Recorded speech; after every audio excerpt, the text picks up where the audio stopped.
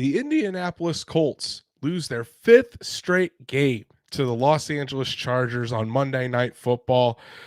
Doesn't look like there's a lot to talk about in Colts Nation. We're ready for the offseason to be over, but we're going to dive right into it tonight. Welcome to the Horseshoe Huddle podcast presented by Fan Nation and SI.com. My name is Andrew Moore, back from Christmas break, you would say. Shout out to Scott Kennedy filling in for me last week. Guys did a phenomenal job here with my esteemed colleague, Drake Wally. Good to see you, man. Good to be back with you and talking some Colts football, even if it isn't on the best of games to talk about. But how are you doing, Drake? How was your Christmas? It was really good. I traveled up to South Bend, very similar to you, and we got through an incredibly volatile storm and a lot of cold, but turned out to be a good Christmas. And I got my girlfriend Aubrey got me some Colts golf club covers, which did not expect that. So I was very excited about that, but excited to talk about the Colts, despite the circumstances. Yeah, good to hear that, man. I mean, I'm sitting in my brand new office / gaming chair that I was telling you about. Shout out to my wife Danny for getting me that. Good Christmas. Yeah, you and I both up in South Bend during the blizzard. Had to travel back down south, but made it safely. Hope everybody had a great Christmas. And we're going to talk about what else? Colts football today. But before we do that, again, we really appreciate all the support. You guys have been rocking it with the follows, the subscriptions. Just keep that up. If you've already subscribed, go tell a friend about the show if you're enjoying us. Go ahead and follow the Colts on Twitter or Horseshoe Huddle on Twitter at Colts on FN. Like us on Facebook at Horseshoe Huddle.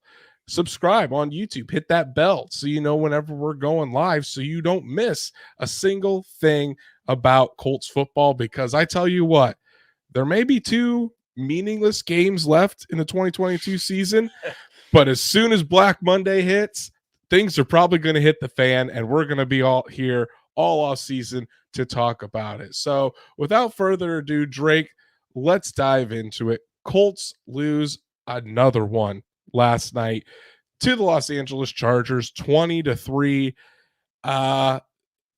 Abysmal, I think I've used multiple times. Embarrassing is what the players have used. Drake, I don't think I need to give this any more of an introduction. What was your gut reaction watching that game, the final primetime game for the Indianapolis Colts in the 2022 season? And maybe forever. I'm kidding. Probably the best word for me. I mean, I love that word of just lifeless. That was the offense. I mean, the defense really came to play, but the offense didn't seem any different. It seemed like we were still watching Matt Ryan back there, and nothing really was. That's the thing. At the end of the day, nothing was different. Everything just still seemed lifeless to me. So that's kind of my word for it. Yeah, I mean, I would agree. And since it's a family-friendly show, I won't say the actual saying, but same stuff, different week. It was It was the same thing. The Colts defense was trying to keep the team in it the entire game, and the offense threw up an egg as per usual. Stats, Matt, good to see you, buddy. Hope you had a great Christmas with you and the family. Well, Foles tried to go deep, just ended up in the wrong team's hands, and then he ended up. I think Foles looked even less mobile than Ryan. Yep. And we're gonna talk a lot about Nick Foles tonight. That's for sure. But this Colts team, and it's been like, I haven't really felt like this in a while. But driving down to Lucas Oil Stadium last night, it was like, man, why am I doing this? Why am I driving 2 hours south? Roads weren't great to go watch a team that I know is going to go lose. But hey, that's what we do to cover this team. The crowd at Lucas Oil Stadium last night, you could tell they weren't really in it. It was one of the most quiet crowds I've heard in some time down there. Even on third down, it really didn't get that loud. Most of the people there most of the fans have pretty much accepted the fate of this team, saying like, hey, everyone was talking about the offseason and really wasn't really paying attention or caring if the Colts won or lost this game. And I think that's pretty much the attitude that everybody outside of the organization, obviously the players and coaches, are gonna go out there and give it their best. But as far as for the fans' sake, it's all about 2023 at this point.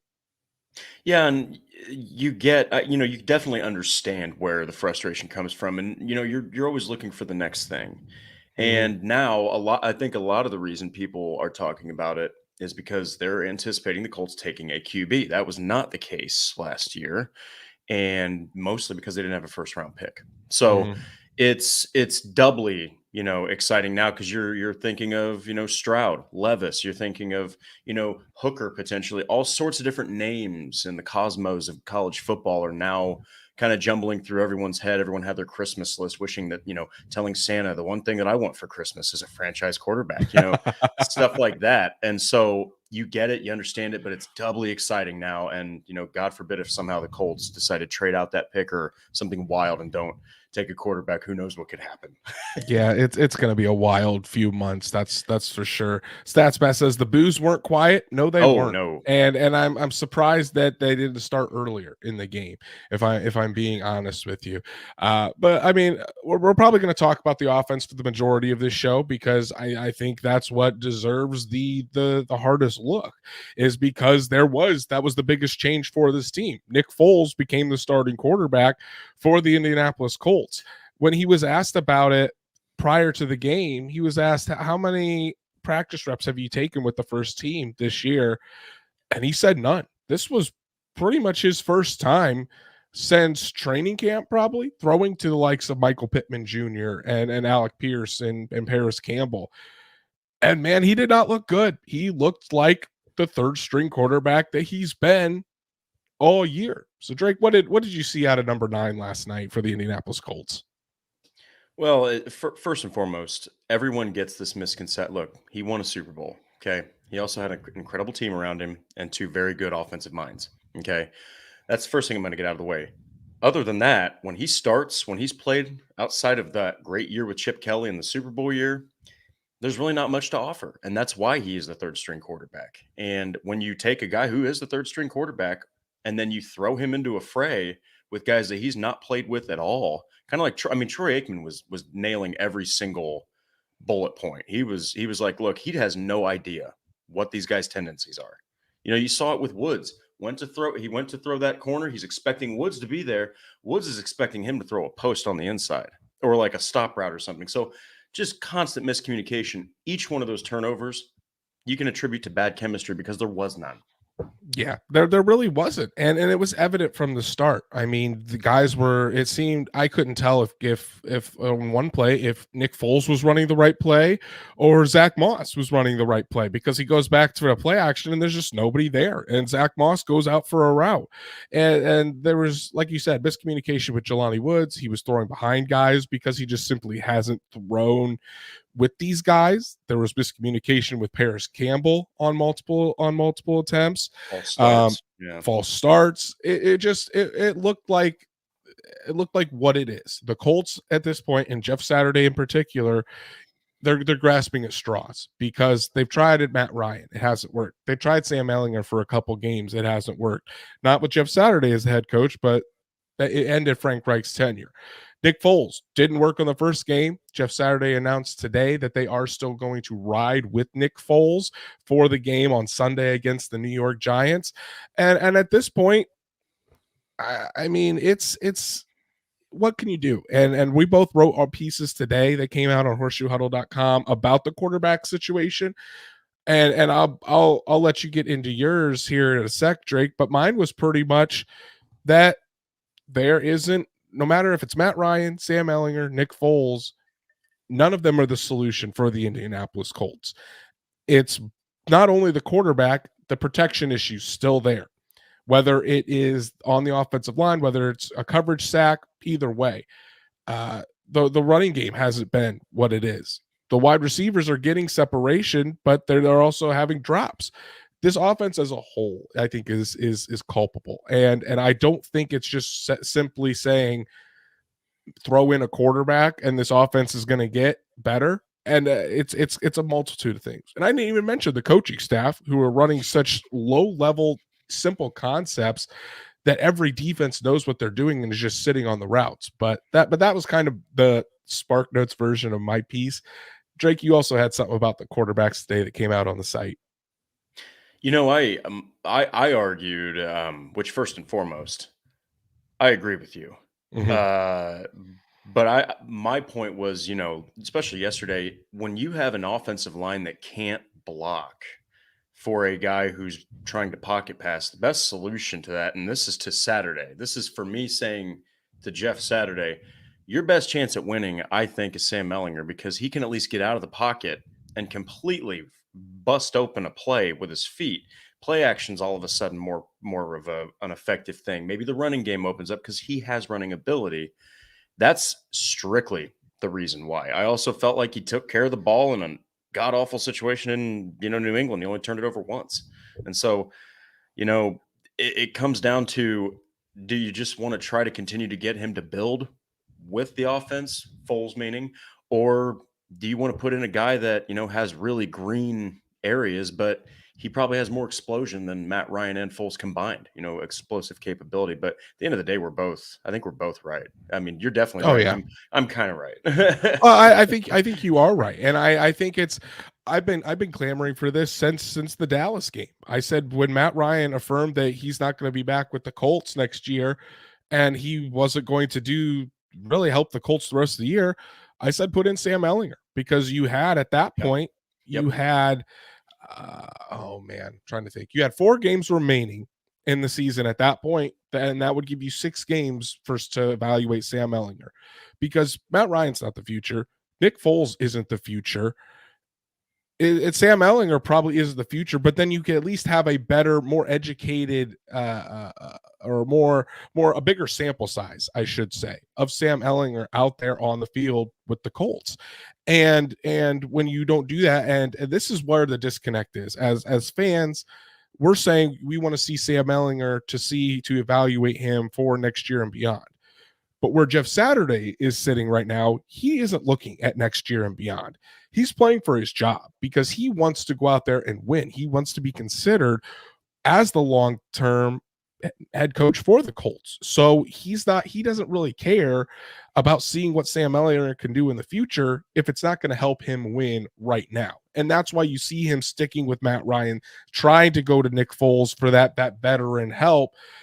But as we've seen, it hasn't really been much of anything, as the Colts are 1-5 under Jeff Saturday and are getting worse and worse by the week. Stats Matt comes in and says that disconnect between Foles and the weapons sure showed. Throws were too far in front, too far behind, too early or too late a lot. Absolutely. I mean, you're watching the same games we are. Saw Oh, yeah. that in person last night. It seemed like Nick Foles was a step behind on pretty much every single play. Yes. Laraball asks a good question. Why do y'all think Ellinger isn't the right QB? He is young and has room to grow. Y'all can actually judge a QB's career after 2 games. It's not just after 2 games. It's seeing a lot of him in person. And I talk about this all the time, and this is backed up by multiple NFL players, NFL coaches. It doesn't take long for a team to know whether a guy has it or not. And you see Sam Ellinger there at practice, and it's even going back to last year, seeing him in practice and training camp 2 years in a row. I mean, yes, I think he's got a high character guy. He's definitely mobile. He has that ick factor about him. But he just lacks the physical traits to be a franchise guy. Can he win you a game here in a pinch? Sure. I think Sam Ellinger's ceiling is probably a Taylor Heineke. But do I think he can reach that level of quarterback that the Colts need in order to compete for Super Bowls year after year after year?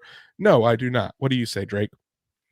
I think that's pretty high. Like for what I think that he's around, dare I say, kind of like a smaller version of Carson Wentz potentially. I mean, I don't, maybe minus the risk and the reward.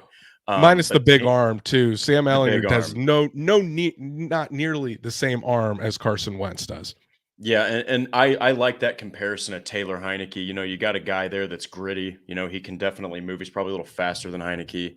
But Heineke, where he isn't as fast as Ellinger, he's probably better with throwing the ball than Ellinger is. So it's, you know, you got a guy who, I mean, I love Taylor Heineke. Is he going to go win the Washington Commanders a championship? Probably not, but it's the same thing with Ellinger. You might have yourself a very high level backup that if you run into a Carson Wentz situation like Washington did, where you're like, well, you were pretty bad, but Heineke's been doing okay. Well, we're just going to keep Heineke, and that could also happen for Ellinger. But I agree. Right. And I mean, like I said, Ellinger's a great person, great Oh, kid, very smart kid.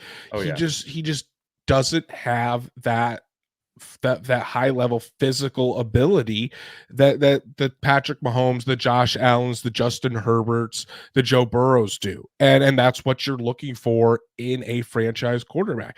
And there's nothing wrong with Sam Ellinger playing 10 to 12, maybe 14 years of the league, being a high quality backup. yeah. That's more than a lot of people can say. But as far as him being a franchise quarterback, it's just not there. I mean, if it was, the Colts would have seen it already. And I hate when people bring up Tom Brady was a sixth round pick just like Ellinger. Tom Brady is one of one. Tom Brady is one of one. There will Let's never talk about any be other 6th round right. There quarterback will that's never done that. be another sixth round quarterback like Tom Brady, Sam Ellinger included. Stats Matt says the issue I think is bigger is the locker room knows who should be the starter, whether it's who we think it is or not, and that's true.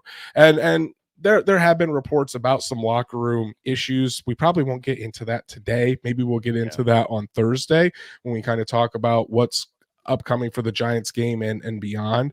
But it's not good. It's not a good place to be in Indianapolis right now. Especially on the offensive side of the ball where a lot of guys look like, especially like, I mean, I was watching, a lot of guys look checked out. They really do. And can you really blame them? There's nothing to play for. This offense can't go anywhere. There's no solution at quarterback. There's still some issues on the offensive line. Guys like Michael Pittman Jr. and Paris Campbell, as soon as the game ended, I saw them just kind of walking off the field real slowly. I mean, they're just done. They're ready for the offseason, and I really can't blame them at this point. Yeah, and you know, you have to look into the minds of these guys. Yeah, I know that they make a lot of money. All right, but they're playing very, very hard. They want to win. And you start the season with Frank Reich. You've had him for a while. Out of nowhere, he gets canned. A guy you don't even know really. He's an advisor, but you don't really know him. He gets plopped into this role, and you're expected to start to gel with this guy on a moment's notice. And it's just been kind of like we talk about. Saturday has the emotion, he has the energy, he has that offense. I mean, he was an offensive lineman. This is a guy who knows intensity. Mm-hmm. But does he have coaching ability? Does he have an ability to take a guy off the field who has a second fumble and 5 carries? Let's say or Zach Moss does this in the next game, to pull him aside and say, "Hey, you got this," and get in his head to where he's like, "Okay, I can do this," and maybe sit him, or is he just gonna maybe pass that off onto someone else because he's been consulting a lot? You know, he's been Mm-hmm. letting a lot of people make decisions. Nothing wrong with that.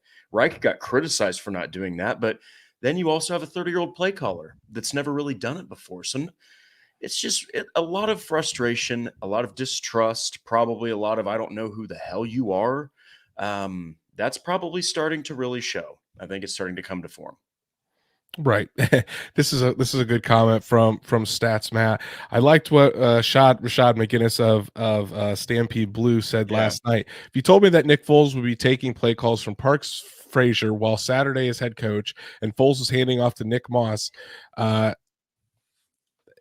he'd ask what you were on. There you go. Yeah. I got the whole comment there, man. I got you, buddy.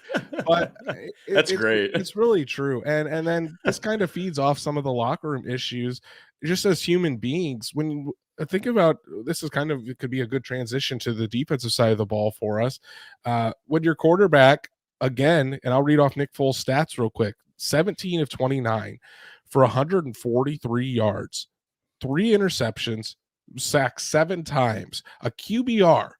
So QBR is the metric that ESPN has came up with. Scale of 0 to 100. QBR last night was 3.4. and his quarterback rating on a scale of 0 to 158.3, 31.9.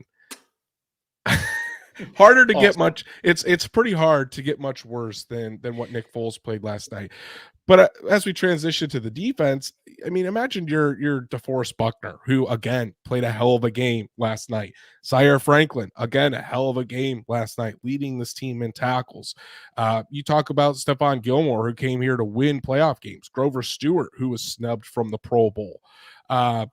We talk about Kwity Paye, who's been working to come back from injury. All these guys that are working their tails off on the defensive side of the ball every single week, and the holding teams, because objectively the Chargers offense wasn't great yesterday. It really wasn't. And this Colt, and even like a competent offense would have been in that game yesterday against the Los Angeles Chargers. But when this defense is playing as hard as they are week after week after week, just to keep this team in games, and they're getting nothing from the other side of the ball. I mean, they're bigger men than me than I would be in that situation, as far as not calling out the offense and just keeping their head down, keep grinding and putting in their hours every week. But the my prevailing thought is, man, I just feel so bad for this Colts defense. Yeah, I'll go back to the Vikings game. They played lights out. All right. And the Colts had a season high of 36 points. 1 touchdown. That's it. That's all they could do. They needed a special teams touchdown. I believe they also had a defensive touchdown. Mm-hmm. And then they had 18 points from their kicker, who was perfect on the day. And you can't do anything more than that. I actually wrote that the defense they let the game down in the fourth quarter, and I do argue that you need to be better than that. Can't let exhaustion get in your head that much. Mm-hmm. But I'm also going to flip over and say, like you said, these are freaking human beings we're talking about, and right, and it's the mental game. You're thinking, what else can we do? What else right. can we do? They forced a fumble, got a pick against Justin freaking Herbert. Right. And the thing is, too, the NFL season is a long one. I mean, you've got 17 games, 18 weeks, where it's a very tough, grueling schedule for these NFL players. And you think about this Colts defense has been doing this week after week after week after week all season long, where they've been happy to pull this team along. And when you're on the field, as much as this Colts defense is, you're going to be tired in the fourth quarter because your offense doesn't give you more than 3 plays to go rest on the sidelines. So it's by the time they're in the fourth quarter, these guys are gassed, and it's easy for offenses to go down the field and score a touchdown in the fourth quarter because they're literally just so spent, and they've been getting zero help from the offense. And you had mentioned Chase McLaughlin about 2 weeks ago against the Vikings, how he had 18 points. Stats Matt, this is why that's why his name is Stats Matt. Yesterday during the game, I was talking about how Chase could be closing in on half of the Colts total points this year. Could be responsible by Chase McLaughlin. And Matt said that I think like 87, he had 87 points from field goals and 18 from extra points or something like that. So closing in, he's not far away from being responsible for half of the Colts points. Your kicker. That is so incredibly sad. And the main reason just goes to show why the Colts are currently sitting at 4-11-1, 4-10-1, 4-10-1. There we go. See, it's been such a long season. I can't even remember. You just assume there's another loss. I'll assume there's another loss here. But 16 points were on actual sustained drives. The rest were off short fields or a special teams touchdown and a pick 6. Okay. Richard Horton, good to see you, buddy. He said Colts defense held the Chargers to 13 points for almost 3.5 quarters, yet the offense only produced a field goal. Richard, you're absolutely right. You're just hammering home our point here that this Colts defense played. Did they play outstanding? No. Did they play well enough to win yesterday? I think so. I really do. If this offense was just competent enough and could score more than 3 damn points in a game, This would Yeah. be a whole different ball game. And then when you're in the fourth quarter, even if you are a little bit exhausted, if it's a close game, you got the big Lucas Oil Stadium crowd behind you. That juice and that adrenaline kicks in. You don't really feel that. So there's a big difference. So it's all connected. Chase McLaughlin's having a great season, and that's why he's scored almost half the Colts points, because the Colts offense sucks and the defense can't really do much in the fourth quarter because they're gassed from three quarters. Again, same stuff, different week. Yeah, and as far as the case for McLaughlin, so, to put it into even more perspective, which the viewers of this show know I've said this, but for the new ones or the people watching this later, this is a guy that is not a perennial starter. This isn't a Justin Tucker. This isn't a Harrison Butker. This is not. This is a guy who's been on practice squads and bounced around the league, and he was hired to replace a guy that was the actual kicker, and he has done ridiculous. So if there's one thing for, yes, I'm going to keep saying this until it's a hashtag and it's trending, Money McLaughlin, and until they're the only good thing this year is that Money McLaughlin has maybe given himself an opportunity for a contract, and I think he's definitely earned it. Oh yeah, Colts will bring back McLaughlin next year. Though I wouldn't be surprised if they do bring in kicking competition. They Yes. absolutely should. They should. If they've learned anything from last year, it's not to just give somebody the job like a Matt Pryor or like a Danny Pinter. Bring in competition. Make sure Chase shows that he can still do it next spring. But absolutely, Chase's McLaughlin has been great. He deserves a contract and deserves a chance to be the long-term kicker for the Indianapolis Colts. I think last thing about this game, Drake, is I want to ask you, did last night's game, when you look at the players, their body language, maybe their energy, did it seem different to you from how how it's been even the past couple weeks? Because to me, just didn't feel the same from this Colts team with two games left in the 2022 season. Not at all. Very simply, no. If there was a difference, it was more despair, Mm-hmm. more just like when you see two things. When you see none of this, you don't see this. You see shoulders down. You see like maybe even like hands on the hips, like looking down. Like I mean, Yannick Ngakwe never does this. I think Eckler punched in his first touchdown or maybe his second touchdown, and you saw Ngakwe right before they panned over to commercial. He was smacking the turf, and we're talking about one of the most consistent men in the NFL at his own home field, and he is just hating this game. I mean, that right there is a microcosm of I think how the entire team felt. You saw I think one play one of the cornerbacks was talking crap to Michael Pittman. Pittman just got up, who usually is a pretty fiery guy. He just kind of got up and he just like readjusted his helmet and just kind of walked off like, man, I cannot wait to get to the end of this season. And so that's how I felt. And like you said, can you really blame these guys? They do this every day. They want to win and they can't even move the ball. Right. And stats back kind of brings up your point. Defense seemed pretty engaged on the field, but the rest was Yeah. off. Some more frustrated faces, especially from guys like Pitt. And I saw that last night too. The energy's just gone from this team.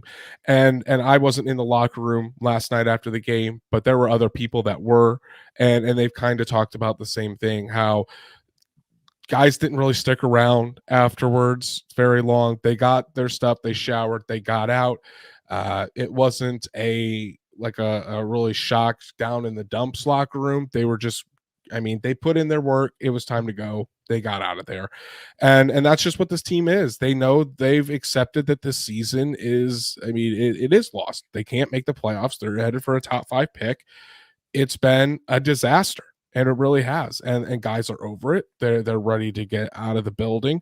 They're ready to get away from football for a while, which I think for the players specifically and the coaches, because I mean, I doubt the coaches will be back with a whole new regime. But the players need this. The players just need to get away from football, recharge, get this out of their system, and basically just get away from such all the negative energy and all the losing that has happened in the Indianapolis Colts building for the past 4 months. And that's why I see why that's why I kind of get from their standpoint why they might not be fighting as hard. And there can be people that say, well, they should still be fighting. It's their job, doing their best. Believe me, they are. They are still going out there and trying to give it their all.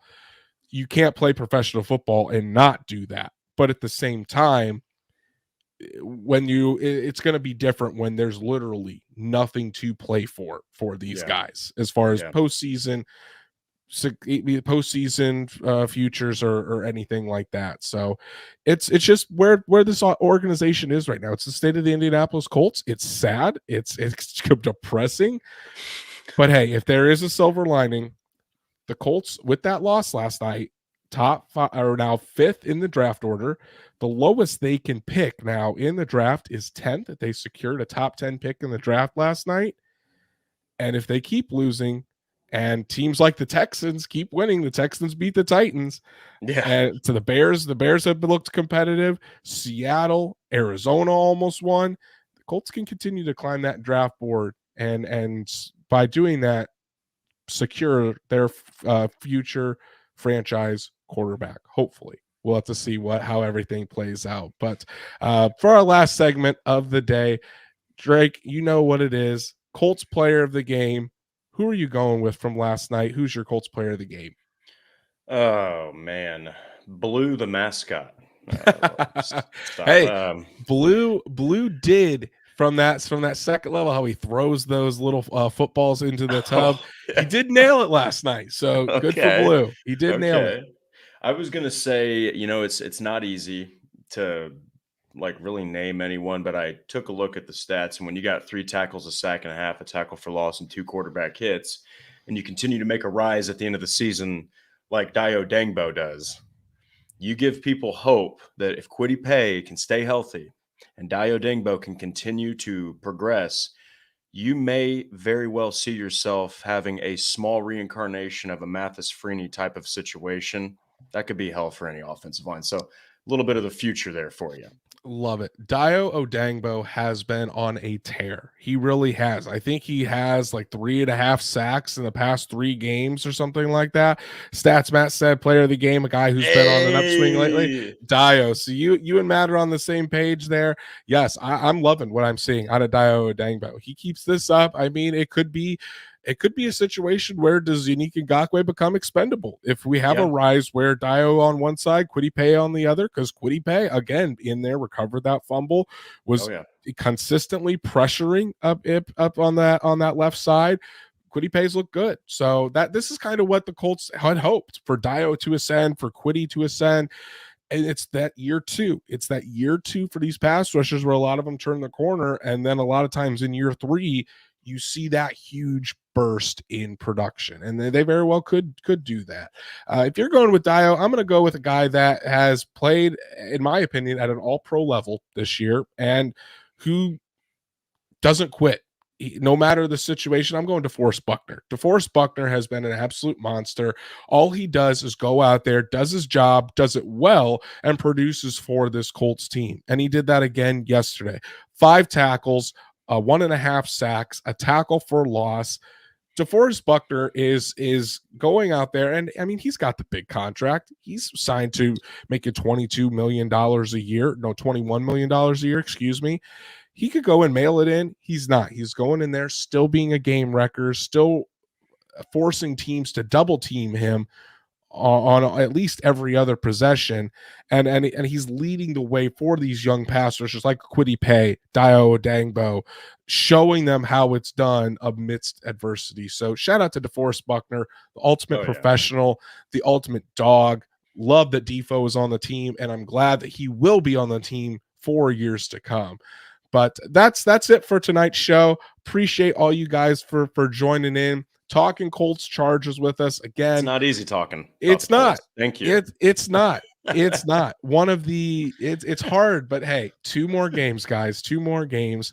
Then we can start in the off-season talk. But again, if you haven't already, please go and like all the things, follow all the things, subscribe to all the things. Go like Horseshoe Huddle on Facebook, follow at Colts on FN on Twitter, subscribe to the YouTube channel, hit that bell so to make sure that you know when we're going live. every Absolutely. single episode. Go ahead and follow Drake. We'll get this banner down here. Drake at D Walster Drake on Twitter. You can follow me at Andrew Moore NFL. Please go check out all of our work on horseshoehuddle.com. Like I said, I put out a piece kind of talking about the quarterback situation today. Drake did as well, was about Sam Ellinger, and Drake also had a very good piece about a Colts legend, T.Y. Hilton, and what Oh, he means to the Indianapolis Colts after his 52-yard or 53-yard catch with the Dallas Cowboys on Saturday. His Saturdays, right? That was probably the biggest play of that game. So go check all that out. Check out Zach's work. Check out Jake's work. oh All of yeah. us here at Horseshoe Huddle, we really appreciate it. And we will be back on Thursday to talk Colts Giants with you on New Year's Day. So we'll see you then.